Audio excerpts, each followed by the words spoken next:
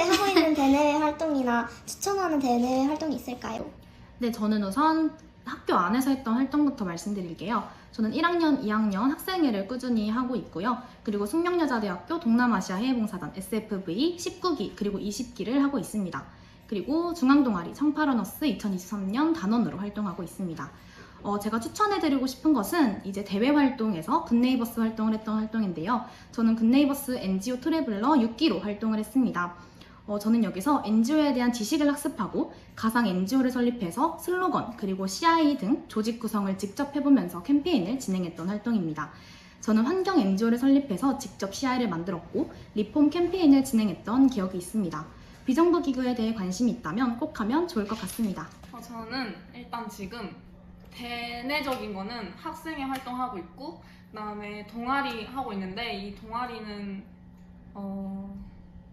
UN 관련된 건데 아마 정치외교다 보니까 살짝 안보나 외교 쪽에 관심이 많은 친구들이 정말 많아서 UN 관련된 거 하고 있고 또 저희 동아리가 대내적인 것만 하는 게 아니라 연합 동아리여서 제가 했던 거 올해로 따지면 안보 포럼 국회의사당 갔다 와서 저희 학교 교수님이나 이대 교수님 전 대사관님들 만나서 같이 토론도 진행하고 공정무역기구 가서 캠페인도 진행하고 그런 활동했었고 학생회는 작년에 집행부를 1학년 때 했었어가지고 집행부 하면 성년의 날 행사 진행도 돕고 이제 내년 다음 기수 회장단 투표도 돕고 마지막으로 정해인의 밤 진행도 하면서 선후배들까지 친해지. 근데 대내외 활동을 정말 추천하는 게 일단 대내적인 학생회 활동이나 동아리 같은 거는 아무래도 친해질 수 있는 계기가 그밖에 없다 보니까 대학교는 정말 빠르게 친해질 수 있는 것 같고 MT 꼭 참여하세요 여러분들. 저는 현재 단과대 단위의 학생회에서 임원진 역할을 맡고 있고요. 또 정치외교학과에 소속되어 있는 모의국회라는 학회에서도 임원진 역할을 하고 있습니다. 모의국회라고 했을 때 사실 모르시는 분들도 계실 것 같아서 약간의 설명을 붙여보자면 실제로 국회에서 이루어지는 입법 과정이나 논의의 모습을 학생들이 모여서 간단한 연극으로 풀어내는 과정이에요. 제가 또 추천드리고 싶은 활동은 숙명여대에는 글로벌 탐방단이라는 활동이 있는데요. 이게 매 학기마다 여름, 겨울 파견으로 이렇게 2번 뽑는 걸로 알고 있어요. 저는 작년에 운이 좋게도 1학년의 신분으로 글로벌 탐방단에 합격을 하여 다녀올 수 있었는데 일단 학생들이 직접 주제를 만들고 팀을 꾸려 그리고 외국에 있는 대학교와 컨택까지 진행하는 과정에서 정말 많은 걸 가져갈 수 있었고요. 특히 저희 팀에서 학과가 총 3개로 이루어져 있었거든요. 그래서 다른 학과의 언니들로부터 많은 배움도 받고 또 해외에서의 경험도 얻고 정말 좋은 기억이었던 것 같습니다. 제가 숙명에서 생활하면서 가장 많이 또 깊게 느꼈던 건 정말 네트워킹이 활발하다는 생각이었어요. 뭔가 고등학교 때는 선후배라고 하면 좀 거리감이 들거나 친한 친구들과만 딱 친해져야 할 것 같은 이런 부담감이 없지 않아 있는데 정말 숙명에서 제가 느낀 대학생활은 모두와 친해질 수 있고 그게 심지어 후배든 동기든 선배든 심지어 교수님까지도 정말 자기가 노력하는 거에 따라서 네트워크를 개설해 갈 수 있구나를 정말 많이 느꼈습니다.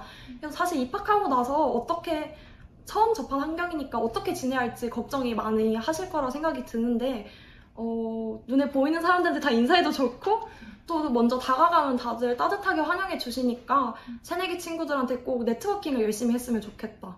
더욱이 교수님들께도 열심히 친해지고 싶다는 어필을 했으면 좋겠다라는 꿀팁을 드리고 싶어요. 대활동을 하나를 추천해주기보다는 그냥 하고 싶은 거는 꼭 도전해보라고 말씀을 드리고 싶은 게 저는 사실 대외활동을 하면서 진로를 찾은 케이스거든요.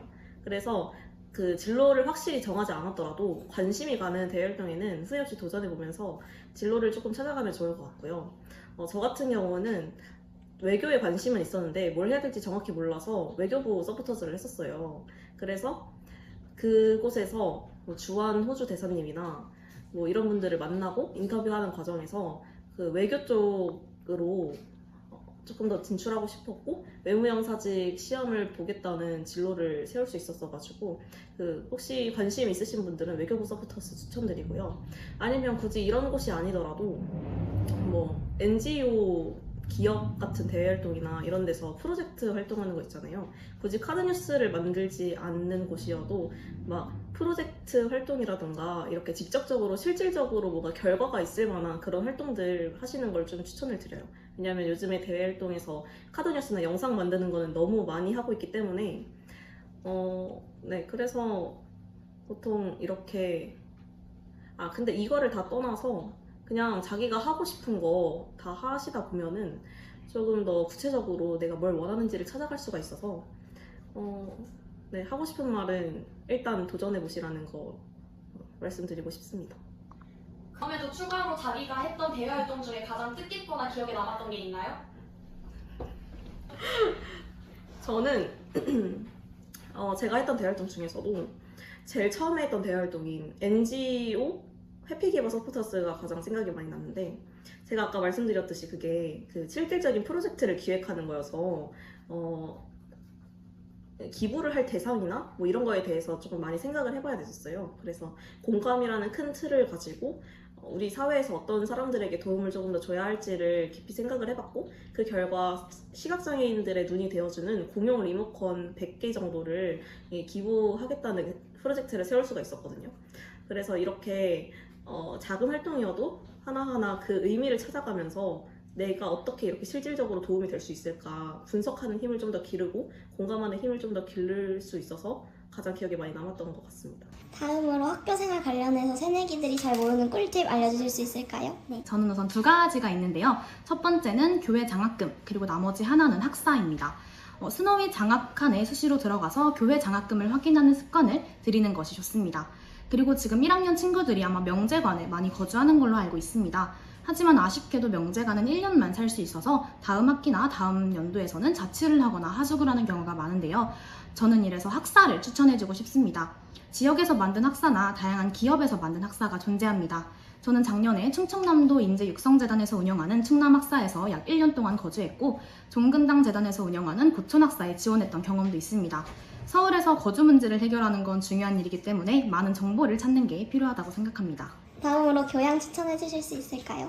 저는 언어 과목을 추천해주고 싶습니다. 1학년 때 중국어, 그리고 2학년 때 일본어를 수강하고 있는데요. 기본적인 회화를 할 수 있는 정도만 딱 배워둬도 나중에 꼭 쓸 일이 있기 때문이죠. 저는 1학년 때 정우광 교수님의 중국어 원과 지금 2학년 때 은수희 교수님의 일본어 원을 수강하고 있습니다. 교양은 진짜 교수님 바이 교수님이어서 그 에타 보면 평 있거든요. 그거 잘 보고 뿔물이다 하면 일단 체크리스트 두고 이거 해봐야겠다 하고 1학년 때 무조건 교양 다 채우는 게 제일 중요한 것 같아요. 저는 거의 다 채운 것 같아요. 교양은 영역별로 있는 거 다 채우고 이제 전공 저 5전공 1교양이거든요 지금. 듣진 않았는데 제가 작년 1년 동안 여성과 리더십이라는 과목을 들었어요. 이 과목을 담당하시는 교수님께서 숙명정예 출신이시기도 하고 1학기는 여성과 리더십 1을, 2학기는 여성과 리더십 2를 해서 전반적인 여성학의 원리와 논문에 대해서 같이 읽어보는 시간을 갖기도 하고, 2학기에는 직접적으로 사회에 나갔을 때 여성들이 어떻게 해야 하는지, 그리고 자소서나 면접에서 어떻게 대비해야 하는지까지 원리부터 실전까지 다양하게 가르쳐 주셔서 정말 많이 배워갔던 것 같습니다. 제가 추천하는 교양 과목은 여성과 리더십이라는 수업입니다. 여대 학생이라면 꼭 들어야 하는 제가 생각하기에 필수 과목이라고 생각하고요. 사회에 나가기 전 현실을 알 수 있는 과목입니다. 그리고 최고의 장점은 시험이 오픈북이라는 점입니다. 그리고 교수님께서 점수를 매우 잘 주십니다. 이 수업의 최대 단점은 일주일 동안 읽어야 할 참고 자료가 많습니다. 그 다음에 두 번째로 추천하는 교양 과목은 화학으로 본 세상 이야기입니다. 문과이지만 과학을 포기하지 않은 아직 과학에 관심이 있는 학우분들에게 추천하고요. 그리고 비대면 녹강이어서 체력적으로 부담이 적습니다. 단점은 녹강이지만 영상 길이가 좀 많을 때가 있습니다. 그리고 마지막으로 공부하는 루틴이나 방법, 학점 잘 받는 방법 소개해 주세요. 네, 학점 잘 받는 법은 저도 궁금한데요. 아마 매일매일 복습하면 되지 않을까요? 제가 공부를 하는 방식은 사실 고등학생 때랑 별 다를 게 없어요. 저는 암기를 위주로 진행을 합니다. 언어는 그날 바로바로 복습하는 게 가장 중요하기도 해요. 그리고 또 저만의 방식이라고 할 수 있는데, 수업 시간에 타이핑을 하면서 들으면 놓치지 않고 들을 수 있어서 좋습니다. 네, 그리고 한 가지 더 말씀드리고 싶은 건 학점도 물론 중요하긴 하지만 1학년 때 여러 과목을 들어보고 본인에게 맞는 게 무엇인지 찾는 게 가장 더 중요하다고 생각합니다. 교수님 말씀 하나하나 다 얻어치는 게 제일 중요한 것 같아요. 녹음본은 뭐 따는 건 안 된다고는 하지만 열심히 듣고 어득 다다다닥 치면서 하시면 잘 받을 수 있고, 모든 학교, 중고등학교, 대학교 다 통틀어서 1학년 1학기를 제일 열심히 하거든요. 모든 학생들이. 작년 제 경험을 기준으로 보면 약간 아직까지 저는 고등학생 때 그 습관이 남아있어가지고 그날 복습을 했어요. 저는 전개론만, 전필만. 그리고 1학년 때는 저희 과가 전필밖에 하나밖에 없어요.